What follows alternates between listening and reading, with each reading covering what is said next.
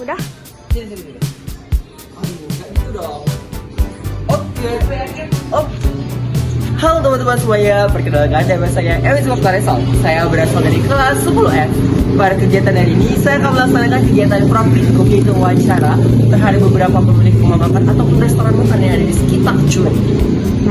Kalau boleh tahu judul besarnya apa ya? Judul besarnya yaitu pengaruh limbah rumah makan terhadap keseimbangan ekosistem lingkungan. Oke teman-teman semuanya, tentunya hari ini saya nggak sendiri dong. Tentunya bersama teman-teman kita yang akan membantu kegiatan pada hari ini. Penasaran? Sini. Anggun Faljaranti. Robi Sandika. Tiara Hospitasar. Kirani Dirani. Zivilia Arsawa. Selamat menyaksikan. Bye-bye. Teman semuanya, sekarang sudah bersama dengan salah satu ibu owner, yaitu pemilik kafe yang berlokasikan di Kesambai Baru, yaitu di dekat SMA Negeri 2 Rejalbong. Sebelumnya izin ibu dengan ibu siapa sebelumnya? Ibu Eliana. Ibu Eliana.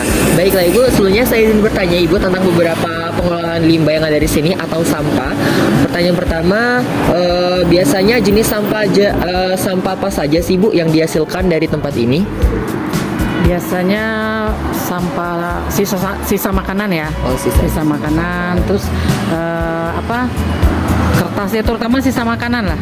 Oh iya, terima kasih ibu. Ya, pertanyaan kedua ya ibu. Siapa saja yang terlibat dalam proses pengolahan limbah? Yang terlibat terutama dalam satu keluarga ya, karena ibu ini merupakan owner kafe, jadi yang terlibat ya karyawan, ya keluarga terutama. Terima kasih ya bu. Selanjutnya, kapan proses pengolahan limbah dilakukan? Nanti dulu ibu tanya ya, maksudnya pengelolaan limbah itu gimana deh? Terus kapan maksudnya itu mungkin ibu buang itu kapan gimana? Oh, kalau masalah buangnya, ibu kan ada mobil sampah itu. Jadi kita sebelum tutup, kita kumpulin dulu sampahnya. Besok pagi baru kita taruh di luar. Nanti itu ada mobil bak sampah yang ngambil. Terima kasih. Pertanyaan selanjutnya, di mana limbah disimpan sebelum diolah atau dibuang? Masalah sampah sebelum kita buang itu kita simpannya di dalam, kita masukin dalam karung. Besok baru kita keluarin. Terima kasih. Mengapa limbah perlu dipisahkan sebelum dibuang? Oh ya, memang limbah itu sebaiknya dipisahkan antara limbah kering dan limbah basah. Adapun limbah kering itu kan berupa plastik, kertas, dan limbah basah itu berupa sisa-sisa makanan. Harus kita pisahkan.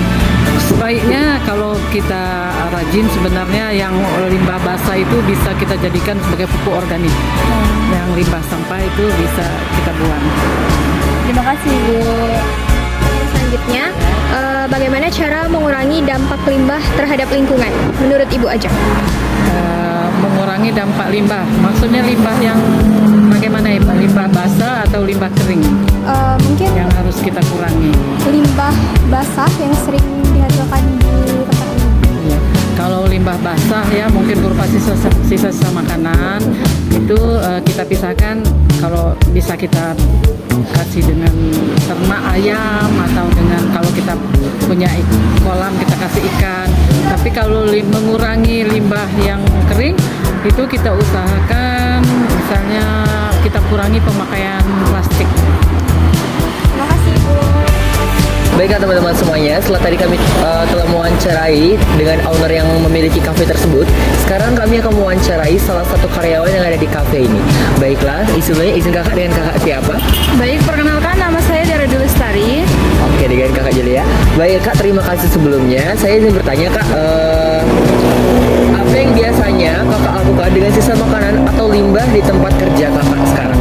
Mungkin saya kumpulkan terus saya buang ke tempat sampah yang ada di pasar.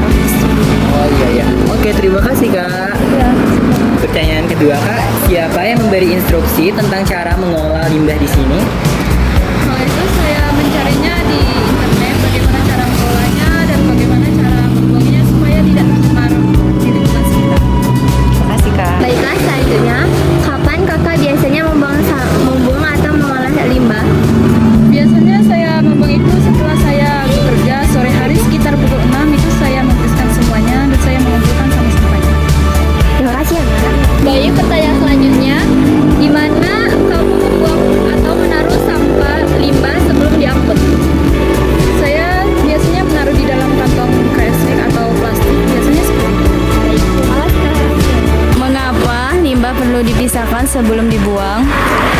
supaya tidak keliru atas yang mana yang bisa dikelola, yang mana yang tidak bisa.